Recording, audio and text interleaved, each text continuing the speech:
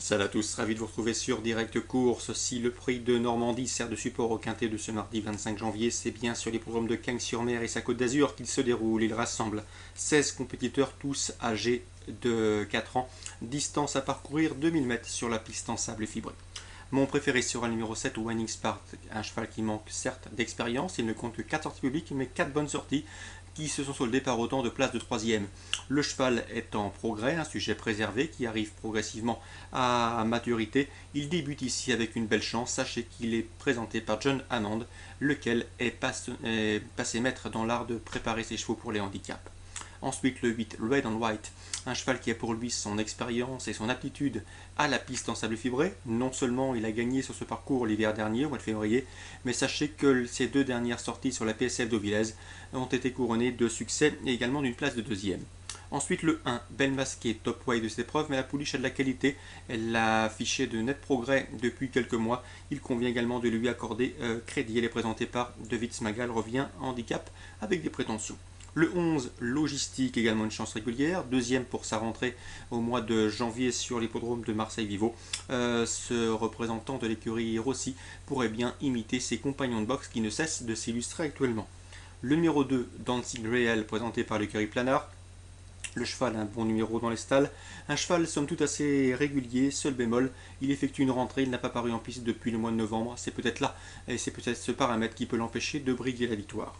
Le 16, Sea Firestall, attention à ce cheval, présenté par Didier Prudhomme. Certes, il n'a encore jamais passé de poney en tête en 17 sorties publiques, mais attention, le cheval fait preuve d'une louable régularité, quelques lignes plaident dans sa faveur, et de surcroît, il est confié à Yorix Menizabal. Ça suffit pour le glisser en bon rang dans une sélection. Je poursuivrai avec le 3, Mir Royal, qui vient de prouver sa forme sur la PSF d'Auvilez en se classant à l'arrivée d'une course à réclamer, un deuxième pour être plus précis. Cette fois-ci, il pourrait bien monter de catégorie avec une certaine réussite, lui qui se plaît également sur les pistes fibrées. Et on terminera cette sélection avec le numéro 12, Matreas, qui a également prouvé qu'il avait la pointure d'un lot comme celui-ci. Seul son numéro en dehors dans les stalles de départ peut le contraindre à voyager en dehors et né au vent, ce qui pourrait bien, pourquoi pas, l'empêcher d'obtenir un meilleur classement qu'avec un meilleur numéro dans les stalles. Donc je me résume pour ce quintet, le 7 Winning Spark, je pense capable d'effectuer des débuts gagnants en niveau handicap, le 8 Red and White pour son aptitude de la PSF, le 1 Belle Masquée malgré son top weight, le 11 Logistique, l'écurie est en forme, le 2 Dancing Real, le numéro 16 Sea Fire Salt, le 3 Miroyal éventuellement, le 12 Matreas compléteront cette sélection. Concernant la Réunion 2 à Deauville, sachez que j'ai pu m'entretenir avec Pascal Dollier, il présente dans la première le 111 Uminem des Brouets. Il est bien armé avec ses poulains entremontés, une Garo des Brouets, cheval très estimé à gagner il y a de cela quelques temps à Vincennes. Uminem, lui, a également bien fait sous la selle. Attention à lui, son entraîneur est assez confiant pour un très bon comportement et un très bon classement. C'est le 111. Il redoute en priorité le 107, à savoir Ulster de Marlowe. Le cheval a été battu par un bon cheval en débutant. D'ailleurs, a été devancé par un pensionnaire de Pascal Dollier, une Garo des Brouets. Donc une confirmation est attendue dans le clan Verva. Le 106, Ultimate du Soleil, troisième pour ses premiers pas sous la selle, c'est encourageant. Et le 108, à savoir Urbain du Noyer, qui m'avait bien plu lors de sa victoire obtenue à Cabourg fin décembre. Donc en résumé, pour contrer le 111, Uminem de Brouet, Pascal Dollier est confiant, se méfiera du 7, du 6 et du 8 pour d'éventuels couplets. Patrick Martin, dans la deuxième, également confiant avec le 211, Palazzo Valterne. Le cheval a surtout fait l'arrivée corde droite ces dernières semaines, mais attention, d'après son mentor, il est encore meilleur gaucher. Le cheval vient de se classer quatrième d'un quintet à plus de 50 contre 1. Ce jour-là, il n'avait nullement surpris son mentor, car le cheval a toujours prouvé de la valeur. Ici, il retrouve son jeune partenaire avec lequel il s'entend très bien. Bref, ça sent bon, et en tout cas, on est confiant d'entourage pour une place logiquement sur le podium.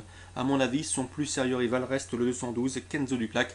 Un cheval certes hésitant dans sa mise en jambe, il a souvent tendance à perdre du terrain au départ, mais il est capable de s'adjuger également une épreuve de cette facture. Donc 211, 212, je souligne la belle confiance de Patrick Martin pour cette épreuve avec le 211, Palazzo Valterne.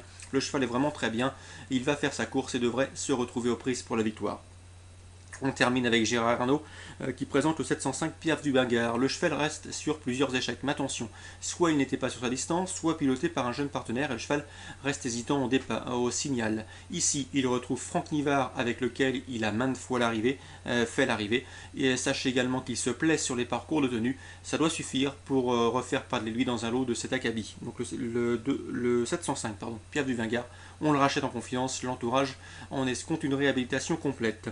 Dans cette épreuve, je reprendrai également le 707 Quota de Charin. Le cheval a fait la faute en début de parcours la dernière fois. En retrait, il a prouvé sa forme et il a prouvé qu'il avait la pointure d'un lot comme celui-ci. Sa forme est évidente, il a des superbes lignes en province et à mon avis, il revient à Vincennes avec une ferme intention de revanche. Donc 705, 707, course ciblée également, la première et la deuxième, toujours en Réunion 2 à Vincennes.